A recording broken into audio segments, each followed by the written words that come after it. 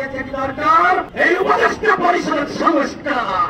দেখেন ৭১-এর পরে আমরা দেখেছি যারাই আওয়ামী লীগে যোগদান করেছে, আওয়ামী লীগ করেছে, তারা হয়ে গেছে স্বাধীনতা সপক্ষের শক্তি। এই ২৪-এর পরে আমরা দেখছি যারা নতুন বন্দোবস্তের নামে একটি দলের সাথে যুক্ত হয়নি তারা জয়ের শক্তি হতে পারে নাই। দ্বিতীয় জানাই এইখানে যারা আছে সামনে পিছনে মঞ্চে এই গণভোটে প্রত্যেকের অবদান রয়েছে। সরকার সেই অবদান স্বীকার করে নাই। সরকারের বয়স এখন ১০ মাস। এই ১০ মাসে সরকারের অর্জন কি? গণহত্যার ভিতরে সরকার কি কি করেছে, রাষ্ট্র সংস্কারে কি কি করেছে, নতুন বাংলাদেশ বিনির্মাণে কি কি করেছে, তার জবাব দিতে আমরা চাইতে পারি না।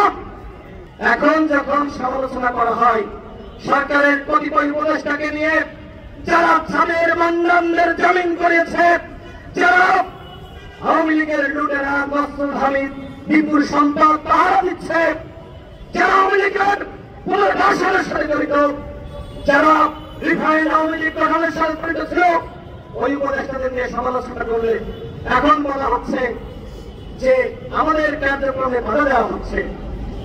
এই উপদেষ্টা পরিষদ যারা গঠন করেছে তাদেরকে এই অনেক দায় নিতে হবে।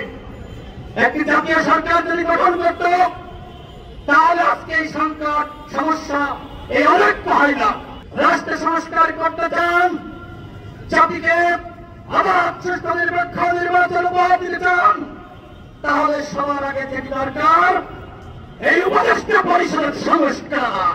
উপদেষ্টা পরিষদ পুনর্গঠন না করলে কোনোভাবেই নতুন রাষ্ট্র বিনির্মাণ করা যাবে না। এইখানে অসংখ্য অযোগ্য লোক রয়েছে, অনেকের মাস্টার মাইন্ড রয়েছে। আলোচনা করেন, আলোচনার ভিত্তিতে রোডম্যাপ প্রকাশ করেন।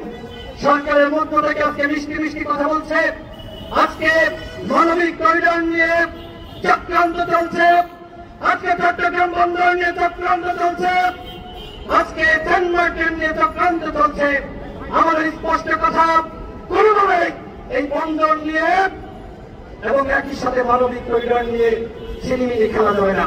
জুলাইয়ের গ্রেপ্তার ছাড়া সবাইকে নিয়ে নতুন বলে ঐক্য তৈরি করতে হবে এবং সরকারকে বাধ্য করতে হবে রাষ্ট্র সংস্কার, গণহত্যার বিচার এবং একটি অবাধ সুষ্ঠু নিরপেক্ষ নির্বাচন জাতিকে উপহার দেওয়ার জন্য।